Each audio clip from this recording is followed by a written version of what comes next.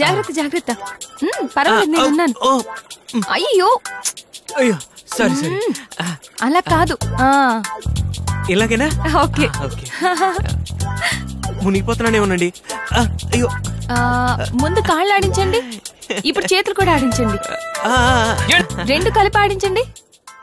ఇలాగే చేయాలి కదండి. కరెక్ట్. ఓ జాగ్రత్త, మునిగిపోతారు. ఆయన తాడు వదిలేస్తున్నారండి. మావయ్య, తాడు గట్టిగా పట్టుకో, చాలా పెద్ద రిస్క్ అయిపోతుంది. నిన్ను వాడితో నీటిలోకి పంపించడమే పెద్ద రిస్క్, దానికన్నా రిస్క్ ఉందా? గురువా, నాకు కూడా ఈత రాదు. అయితే మీ అత్త కూతురుతో చెప్పి నాకు కూడా ఈత నేర్పించమనవా? డబ్బులు ఎంతైనా పర్వాలేదు. ఎరా ఖడ్గమృగంలా ఉన్నావు, ఆ కన్ని పిల్ల కావాల్సి వచ్చిందరా నీకు? ఆడికి ఈత నేర్పిస్తుంటేనే నాకు నిప్పులతో స్నానం చేసినట్టుంది. నీకు ఎందుకు భయపడుతున్నారు?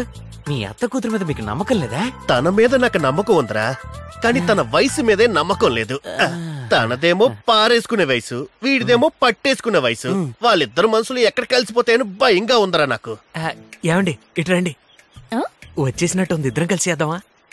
మావయ్య, ఈయన చాలా తొందర పడుతున్నారు. రేయ్, ఎందుకు అంత తొందర నీకు? ఎంతసేపని బయట ఈత కొట్టాను, అందుకే లోపలికెళ్ళి కొడదామని. నువ్వు లోపలికెళ్ళి కొట్టి లోకల్ టాలెంట్ ప్రూవ్ చేసుకుంటావా? కొట్టింది చాలు, బయటికి రారా. ఇక్కడ జనం ఎక్కువగా ఉన్నారు, అలా లోపలికి తీసుకెళ్లి నేర్పిస్తారా? ముగ్గురు మీ అత్త కూతురు లోపలికి తీసుకుపోయాడు. బయట ఉన్నప్పుడే డేంజర్ గా చేశాడు, లోపలికెళ్ళి ఏం చేస్తున్నాడు ఏంటో. ఏంటి చిన్నబాయ్, ఆడుకోవడానికి నీకు ఏటి కొట్టే దొరికిందా? అదే లేదన్నా, కొబ్బరి తోటకి నీళ్ళు సరిపోతుందా లేదా అని తోడేసి లెవెల్ చూస్తున్నాను. ఎంత తెలివైనడివి, వ్యవసాయం గురించి ఆలోచించే ఏకైక నాయకుడివి నువ్వేనయ్యా. చూసాడు. బ్రదర్, డబ్బులు కొంచెం ఎక్కువ తక్కువైనా పర్లేదు, రోజు ఇదే టైంకి తీసుకురా. పరువు పోయిందే. ఎర్రటెంట్లో ఎరుపు చొక్కా వేసుకుని కొబ్బరి తోటకి నీరు కొలుస్తానంటే నమ్మేశాను అనుకున్నావా? మగాడు టార్చర్ పడి సంపాదించిన పర్లేదు, ఇలా తార్చి సంపాదించకూడదురా. అంత మాట అనేసి వీడు ఊరు మొత్తం చెప్పేసేలా ఉన్నాడు. వెళ్దావా?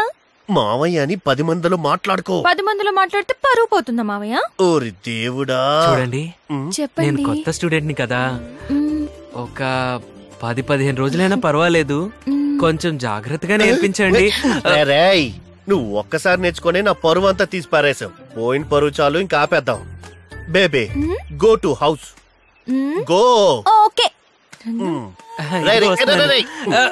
ఏరా, నీకు నిజంగా ఈత కొట్టడం తెలీదా? తెలిసే. మరెందుకు తెలీదని చెప్పావు? బ్రదర్, అమ్మాయిలు తెలుసని చెప్పే మగాడి కంటే తెలీదని చెప్పే మగాడిని ఎక్కువ ఇష్టపడతారు.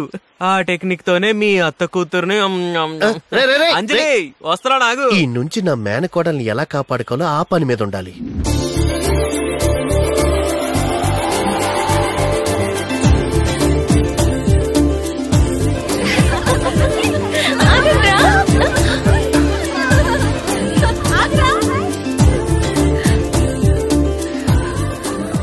ఏమండి, భోంచేశారా?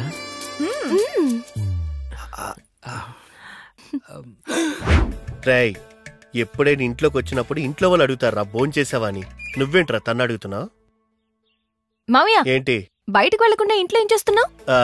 మామయ్య బయటికి వెళ్ళాడంటే పని మీద ఉన్నాడని అర్థం, ఇంట్లో ఉన్నాడంటే పని లేదని అర్థం. Tell me darling, what you want? నీకు సైకిల్ తొక్కడం వచ్చా? ఓ, అమ్మాయిలు తెలుసని చెప్పే మగాడి కంటే తెలీదని చెప్పే మగాడిని ఎక్కువ ఇష్టపడతారు. ఏమైంది? అర్థమైంది. తెలీదమ్మా, నాకు సైకిల్లో పెడల్ ఎక్కడుంటుందో బెల్ ఎక్కడుంటుందో కూడా తెలీదమ్మా. మీకు సైకిల్ తొక్కడం వచ్చా? బాగా వచ్చండి. నాకు నేర్పిస్తారా? అది నా బాధ్యత. మీరు సైకిల్ చూసుకోండి, నేను మిమ్మల్ని చూసుకుంటాను. ఏంటి బ్రదర్, ఆ రోజు అమ్మాయిలు తెలుసని చెప్పే మగాళ్ళ కంటే తెలీదని చెప్పే మగాళ్ళని ఇష్టపడతారని చెప్పావు కదరా? బ్రదర్, కొన్ని విషయాల్లో అమ్మాయిలు తెలీదని చెప్పేవాడి కంటే తెలుసని చెప్పేవాడిని ఇష్టపడతారు.